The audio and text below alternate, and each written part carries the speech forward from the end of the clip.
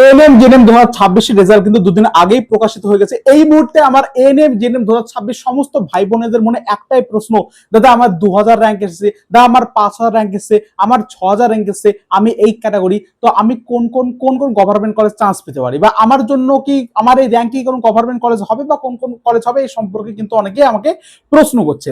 এবং এই নিয়ে আমি তোমাদের ডিটেলস বলে দিচ্ছি। এবং এই ভিডিওটা করতে গিয়ে একটু আমাদের সময় লাগলো, তার কারণ এটা এএনএম জেএনএম এর মেল ফিমেল প্রত্যেকে যেহেতু সেপারেটলি ভাগ করে থাকে, সেজন্য কাট অফ গুলোকে বিশ্লেষণ করতে অ্যানালিসিস করতে একটুখানি হলে সময় লাগলো।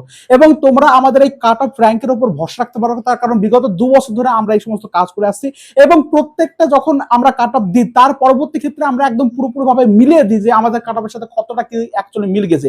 এবং আজ পর্যন্ত আমাদের, তোমরা যদি প্রত্যেকটা কাট অফ গুলোকে ভালো করে দেখো, প্রত্যেকটা পরীক্ষার ক্ষেত্রে 19-20 খুব একটা বেশি পার্থক্য হয় না। এরকমই কিন্তু অ্যাকচুয়ালি কাট অফ র্যাঙ্কের সাথে রেজাল্টে কিন্তু একই, প্রায় 19-20 একটু একটু এদিক ওদিক হলেও প্রায় সেম টু সেম কিন্তু একই যায়। তো সেই অনুযায়ী তোমরা কিন্তু আমাদের উপর একটু ভরসা রাখতে পারো। এই অনুযায়ী প্রত্যেককেই বলবো ভিডিওটা প্রথম থেকে শেষ পর্যন্ত একটুখানি হলেও মনোযোগ সহকারে শোনো। এবং তোমাদের এই মুহূর্তে প্রশ্ন না যে কাউন্সিলিং কবে থেকে শুরু হবে, কাউন্সিলিং কি আগের নিয়মে হবে বা কোন নিয়ম হবে, সমস্ত কিছু ইন ডিটেলস কিন্তু আমি এই ভিডিওতে বলে দিচ্ছি। এবং পরবর্তী ক্ষেত্রে কাউন্সিলিং এর একদম শেষ পর্যন্ত সমস্ত কিছু আপডেট কিন্তু এই স্টাডি অফ বেঙ্গল চ্যানেলের মাধ্যমে তোমরা পেয়ে যাবে। সেজন্য অবশ্যই যারা যারা আমার এএনএম জেএনএম 2026 ভাই বোনেরা এখনো সাবস্ক্রাইব করেন চ্যানেলটা, তারা অবশ্যই সাবস্ক্রাইব করে চ্যানেলের পাশে থাকো। তার কারণ একদম শেষ পর্যন্ত, অর্থাৎ এএনএম জেএনএম কাউন্সিলিং একদম শেষ পর্যন্ত কলেজে উঠিয়ে দেওয়া পর্যন্ত সমস্ত আপডেট ডাব্লিউবিজি বোর্ড থেকে শুরু করে, এছাড়াও র্যাঙ্ক প্রেডিকশন থেকে শুরু করে কোন কলেজে কিরকম কি কার্ড আসছে, সমস্ত কিছু কিন্তু এই চ্যানেলের মধ্যে তোমরা পরবর্তী ক্ষেত্রে পেতে চলেছে। তাই অবশ্যই যুক্ত থাকো পাশে, ঠিক আছে? তো যাই হোক, আজকের ভিডিওর যে মূল বিষয়বস্তু, এবং তার সাথে আমি একটা কথা বলবো যে তোমাদের কিন্তু সিট কিন্তু ইনক্রিজ ঘটতে চলেছে, অলরেডি ইনক্রিজ হয়েছে। তোমরা সিট ম্যাট্রিক্স আসলে সেটাকে ভালো করে দেখতে পাবা। আমি এখানে মোটামুটি যে কটা আপডেট পেলাম সিট ম্যাট্রিক্সের, মানে সিটের ইনক্রিজ, সে কটা আমি তোমাদের বলছি। যখন তোমাদের এর পরবর্তী ক্ষেত্রে নোটিশ আসবে, তখন দেখতে পাবে এর থেকে আরো অনেকটা বেশি কিন্তু সিট তোমাদের ইনক্রিজ হতে পারে, ঠিক আছে? সিট ম্যাট্রিক্স আসলে তোমরা জানতে পারবা। তো আপাতত আমি যে আপডেটটা আপাতত পেয়েছি, দেখো জিএনএম মেলদের ক্ষেত্রে প্রায় 120টার মতো সিট রয়েছে। সেক্ষেত্রে সিটের কতটা ইনক্রিজ হয়েছে এখনো পর্যন্ত ঠিকঠাকভাবে জানা যায়নি, হয়তো ইনক্রিজ হয়েছে, এটুকু তোমরা আশা করতে পারো।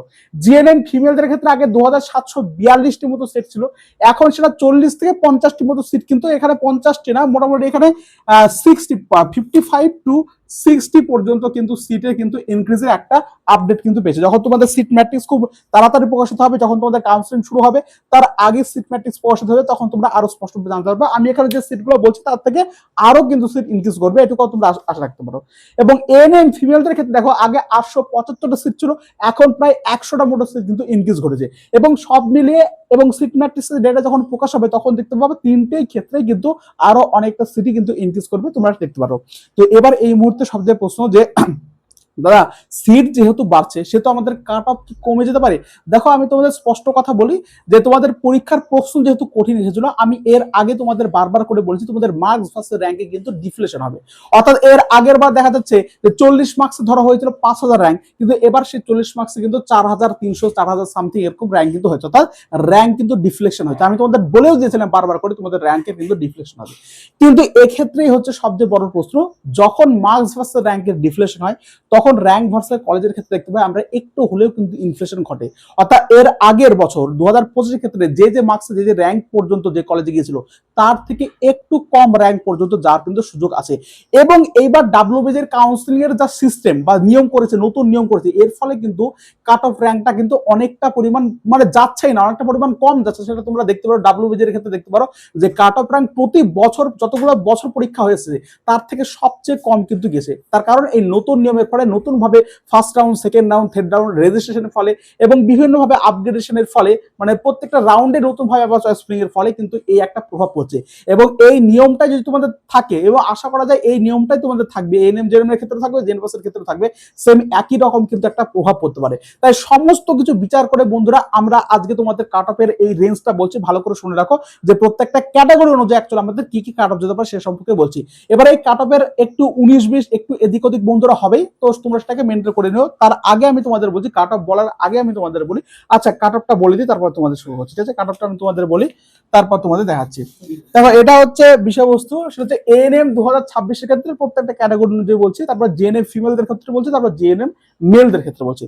তার আগে বলি, দেখো এই আমাদের স্টাডি অফ বেঙ্গল চ্যানেলের মাধ্যমে কিন্তু বিগত 1 বছর 2 বছর ধরে প্রায়শই সবাই কিন্তু কাউন্সিলিং করে আসছে, সেটা ডাব্লিউবিজি এর ক্ষেত্রে বলো, জেনপাসের ক্ষেত্রে বলো, এনএম জেনের ক্ষেত্রে বলো, এবং যারা যারা কাউন্সিলিং করেছে তারা প্রায়শই কিন্তু তাদের মনের মতো কলেজ ঠিকঠাক ভাবে পেয়ে গেছে, এবং তার দায়িত্ব কিন্তু আমরা নিয়েছিলাম এবং তাদের পাইয়েছি। এবার যদিও নিতান্ত ভাবে ডাব্লিউবিজি এর এই 2026 ক্ষেত্রে নতুন নিয়মের কোনো ফল একটু এদিক ওদিক হয়েছে বা ঠিকঠাক মতো র্যাঙ্ক থাকা সত্ত্বেও কলেজ ঠিকঠাক ভাবে পাইনি, বাট আমরা প্রত্যেকবারই মানে কলেজ পেয়ে আমাদের কাছে যারা যারা কাউন্সিলিং করবে তারা ঠিকঠাক ভাবে কলেজ পেয়ে যাবে, একটু তোমরা নিচে থাকতে পারো। আমি তোমাদের এখানে প্রমোশন করছি না, ঠিক আছে, প্রমোশনের মতো করছি না, তোমাদের বোর্ড রাখছে, তোমাদেরকে একটা আশ্বাস দিয়ে রাখছে, যেহেতু আমরা এই কাউন্সিলিংটা করে থাকি, তাই তোমরা নিচে দেখতে পাচ্ছ এই নাম্বারটা, যদি মনে হয় যে আমার এই র্যাঙ্কে কোন কোন কলেজ হতে পারে বা আমাদের চয়েসফুল লিস্ট বানিয়ে দেওয়ার কথা, সেজন্য তোমরা কিন্তু অবশ্যই আমাদের সাথে কন্ট্যাক্ট করতে পারো, যারা যারা এনএম জিএনএম 2026 কানেক্ট হয়েছে, এবং তোমরা এটুকু নিশ্চিত থাকতে পারো যে পুরোপুরি ভাবে তোমাদের মনের মতো কলেজ পাইয়ে দেওয়া হবে, ফার্স্ট রাউন্ড না হলে সেকেন্ড রাউন্ড বা থার্ড রাউন্ড পর্যন্ত, এটুকু তোমরা আশা রাখতে পারো, এবং চয়েসফুল লিস্টটা সেইভাবে বানাতে হবে।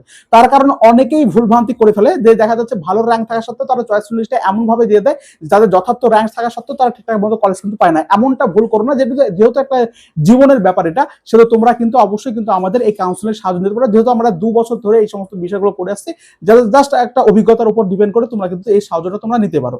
এবার আমাদের কাউন্সিলিং প্রসেসটা কি হবে আমি তোমাদের সম্পর্কে সেটা বলে দিই, যে তোমরা ফার্স্ট অফ অল এই যে নাম্বারটা দেখতে পাচ্ছ এই নাম্বারে তোমরা মেসেজ করবা, তার পরবর্তী ক্ষেত্রে তোমাদের পেড কাউন্সিলিং গ্রুপে জয়েন করানো হবে, তোমাদের র্যাঙ্ক অনুযায়ী কি কি কলেজ হতে পারে সমস্ত কলেজের লিস্ট একটা ড্রাফট বা একটা খসড়া তোমাদের কিন্তু প্রকাশ করা হবে, এবং তার পরবর্তী ক্ষেত্রে তোমাদের যদি মনে হয় যে আমার এই কলেজটাকে ভালো লাগছে না বা আমার এই কলেজটাকে উপরে রাখা প্রয়োজন বা আমার দেখা যাচ্ছে এই এরিয়ার মধ্যে আমার কলেজগুলো প্রয়োজন, তখন সেই অনুযায়ী নতুন ভাবে একটা ফাইনাল চয়েস লিস্ট আমি তোমাদের কিন্তু কাউন্সিলিং এর আগে কিন্তু প্রকাশ করে দেবো। ব্যাপারটা বুঝতে পারলে? ফার্স্ট অফ অল তোমাদের একটা ড্রাফট দিয়ে দেবো যে তোমাদের র্যাঙ্কে কোন কোন কলেজ কম কি হতে পারে, তার পরবর্তী ক্ষেত্রে তোমাদের সাথে 1-to-1 কাউন্সিলিং বসে তোমাদের বলে দেবো যে তোমাদের র্যাঙ্ক অনুযায়ী কোন কলেজটাকে তোমরা উপরে রাখবা, তোমার কথা অনুযায়ী সেই অনুযায়ী একটা ফাইনাল লিস্ট বানিয়ে দেবো, এবং সেটা দেখে দেখে তোমরা পরবর্তী ক্ষেত্রে কাউন্সিলিং করে দেবে, ঠিক আছে?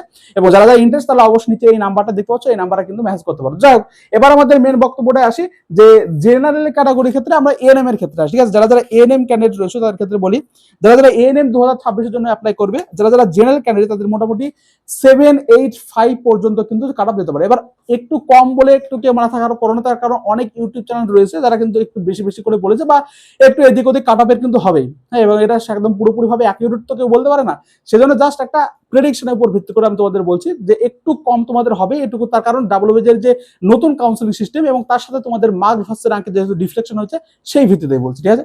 ওবিসির ক্ষেত্রে দেখো সেটা হচ্ছে 890 পর্যন্ত তোমাদের যেতে পারে, এসসির ক্ষেত্রে দেখো এটা হচ্ছে 1890 পর্যন্ত যেতে পারে, ইডব্লিউএস এর ক্ষেত্রে দেখো 3100 পর্যন্ত যেতে পারে, এসটির ক্ষেত্রে হচ্ছে 7500 পর্যন্ত যেতে পারে, এবং সিডি মানে সিভিল ডিফেন্সের ক্ষেত্রে 2500 পর্যন্ত যেতে পারে। এই হচ্ছে আমাদের এএনএম 2026 একটা কাট অফ প্রেডিকশন। এবার যদি আমরা জিএনএম ফিমেলদের ক্ষেত্রে আসি, যারা যারা জেনারেল ক্যাটাগরি তাদের মোটামুটি 3500 পর্যন্ত র্যাঙ্ক যেতে পারে, ওবিসির ক্ষেত্রে 4350 পর্যন্ত যেতে পারে, এসসির ক্ষেত্রে এরা মোটামুটি 6800 পর্যন্ত যেতে পারে, ইডব্লিউএস এর ক্ষেত্রে 9300 পর্যন্ত যেতে পারে, এসটির ক্ষেত্রে 161,000 পর্যন্ত যেতে পারে, এবং সিডির ক্ষেত্রে 8600 পর্যন্ত যেতে পারে।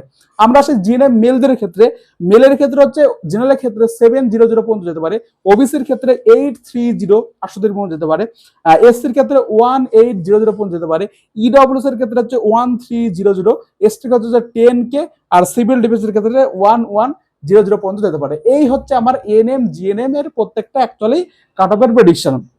এবার এখান থেকে একটু এদিক ওদিক হবে, প্রায় আশা করতে পারে এরকম ধারে কাছে যেতে পারে। এবার মানে মানে মতবিরোধ করে অ্যাকচুয়ালি লাভ হবে না, ঠিক আছে? মতবিরোধ করে লাভ হবে না, তার কারণে একজন অন্যরকম বলবে, অন্যজন অন্যরকম বলবে। এবার কারো দেখা যাচ্ছে কেউ বলেছিল 800, এই 785 জায়গাটা বলেছিল 800, এইটুকু ডিফারেন্স হতে পারে, 50, 60, 70 এরকম ডিফারেন্স হতে পারে, ঠিক আছে? এবার 800 বলে কারোর র্যাঙ্ক দেখা যায় 790 ছিল, তাহলে সে খুশি ছিল হয়ে যাবে, কিন্তু আমি যে 85 বলছি 5-6 কোনো ব্যাপার নাই, ঠিক আছে? 5-6 বা 10-12 কোনো ব্যাপার নাই। তো এই সমস্ত জিনিসগুলোকে নিয়ে কন্ট্রোভার্সি করারও কিন্তু কোনো প্রয়োজন নেই। ব্যাপারটা বুঝতে পারলে? এই হচ্ছে বিষয়বস্তু বন্ধুরা। তবে আশা করতে পারো যে এরকম ধারে কাছে তোমাদের কাট অফ যাবে, এবং এই অনুযায়ী তোমরা কিন্তু কাউন্সিলিংও যেতে পারো, এবং পরবর্তী ক্ষেত্রে তোমাদের যদি মনে হয় যে তোমরা কাউন্সিলিং সাপোর্ট নেবে, তারা অবশ্যই নিচে দেখতে পাচ্ছ এই নাম্বারটা, এই নাম্বারটা জাস্ট হাই লিখে মেসেজ করবা, জাস্ট হাই লিখে মেসেজ করবা, তার পরবর্তী ক্ষেত্রে তোমরা রিপ্লাই পেয়ে যাবে। আমরা এখানে শেষ করছি, এবং আমি শেষ পর্যন্ত বলে রাখি যে এটা যেহেতু পেড কাউন্সিলিং, এবং জেনপাসের ক্ষেত্রে আমাদের ফিজ একই, ইএনএম জেনের ক্ষেত্রে একই ফিজটা হচ্ছে 289 টাকা, ঠিক আছে? এর মধ্যে তোমরা যেহেতু বলে দিলাম, যেহেতু একজনের 2-3 জন একসাথে কাজ করছে, সেহেতু তোমাদের এই ফিজটা রাখতে হচ্ছে, বুঝতে পারলে? এখানে আমরা শেষ করছি, দেখা হচ্ছে পরবর্তী সুন্দর ভিডিওতে। Thank you.